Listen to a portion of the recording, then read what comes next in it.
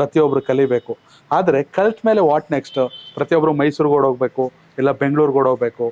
ದೊಡ್ಡ ಮಟ್ಟದ ಕಾರ್ಖಾನೆಗಳು ಅಥವಾ ಕೈಗಾರಿಕೆಗಳು ಅನ್ನೋದಕ್ಕಿಂತ ಹೆಚ್ಚಾಗಿ ಉದ್ಯೋಗ ಸೃಷ್ಟಿ ಅಂತ ಬಂದಾಗ ಗಾರ್ಮೆಂಟ್ಸ್ ಕೂಡ ಎಷ್ಟೋ ಮಹಿಳೆಯರಿಗೆ ಅನುಕೂಲ ಆಗ್ಬೋದು. ಆ ತರದ ಆಲೋಚನೆ ಈಗ ಗಾರ್ಮೆಂಟ್ಸ್ ಆಲೋಚನೆ ಇದೆ, ಮುಂಚೆನೂ ಇದೆ, ಈಗಲೂ ಇದೆ. ಈಗಾಗಲೇ ಒಂದ್ 2 ಕಂಪ್ನಿಯವ್ರಿಗೆ ಮಾತಾಡಿದೀವಿ. ಇನ್ನು MP ಎಲೆಕ್ಷನ್ ಎಲ್ಲ ಬಂದಿರೋ ಸ್ವಲ್ಪ ಎಲ್ಡಪ್ ಆಯ್ತು. ಆಮೇಲೆ ಈಗ ಅದಾದ್ಮೇಲೂ ಕೂಡ ಬೇರೆ ಬೇರೆ ಕೆಲಸದಲ್ಲಿ ಬಿಸಿ ಇರೋದ್ರಿಂದ ಮಾತಾಡೋಕ್ಕಾಗಿಲ್ಲ. ಅದೇ ಶೀಘ್ರದಲ್ಲಿ ಅವ್ರು ಕರೆಸಿ ಮಾತಾಡಿ ಅವ್ರಿಗೆ ಏನಾಗಬೇಕು ಅನ್ನೋದನ್ನ ನೋಡಿ ಅಕಸ್ಮಾತ್ ಫಿಸಿಬಿಲಿಟಿ ಇದ್ರೆ ಮಾಡೋಕ್ಕೆ ಅವಕಾಶ ಆಗುತ್ತೆ. ಮತ್ತೊಂದು ಕಡೆ ರಸ್ತೆಗಳ ವಿಚಾರ ಮಾತಾಡ್ತಾ ಇದ್ರಿ, ಬೇಗೂರು ಟು ಗುಂಡ್ಲುಪೇಟೆ ಮಾತಾಡ್ದಲ್ಲಿ ಕೆಲವರು ಹೇಳದಂತ ವಿಚಾರ ಆಕ್ಸಿಡೆಂಟ್ ಜಾಸ್ತಿ, ಹೆದ್ದಾರಿ ಆಗಬೇಕು, ಸಾವಿನ ದಾರಿ ಅಂತ ಗುರುತಿಸ್ತಾರೆ. ದಟ್ ಇಸ್ ಟ್ರೂ, ಅದ್ರಲ್ಲೇನ ಮುಚ್ಚುಮರೆ ಇಲ್ಲ, ಕರೆಕ್ಟ್. ಅದು ವಿಚಾರ ಏನಾಗಿದೆ, 4 ಲೇನ್ ಆಗ್ಬೇಕಾಗಿದೆ.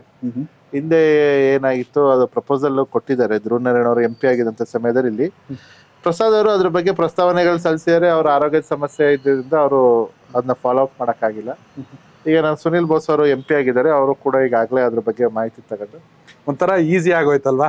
ನಿಮ್ ಪಕ್ಷದವರೇ ಸಂಸದರಾಗಿದ್ದಾರೆ. ಅವ್ರ ತಂದೆನೂ PWD ಮಿನಿಸ್ಟರ್ ಆಗಿದ್ರು. ಆಮೇಲೆ ಈಗಿರೋಂಥ ಸತೀಶ್ ಜಾರಕಿಹೊಳಿ ಅವರು ಕೂಡ ಪ್ರೋ ಪೀಪಲ್ ಆಗಿರೋದ್ರಿಂದ, ಪ್ರೋ ಡೆವಲಪ್ಮೆಂಟ್ ಆಗಿರೋದ್ರಿಂದ ಅವರು ಕೂಡ ಇದ್ರ ಬಗ್ಗೆ ತುಂಬಾ ಚರ್ಚೆ ಮಾಡಿದ್ದಾರೆ. ಮುಖ್ಯಮಂತ್ರಿಗಳಿಗೂ ನಾವು ಮನವಿ ಕೊಟ್ಟಾಗ ಅವರು ಇದನ್ನ ನಿತಿನ್ ಗಡ್ಕರಿ ಅವರಿಗೆ ತಿಳಿಸಿದ್ದಾರೆ.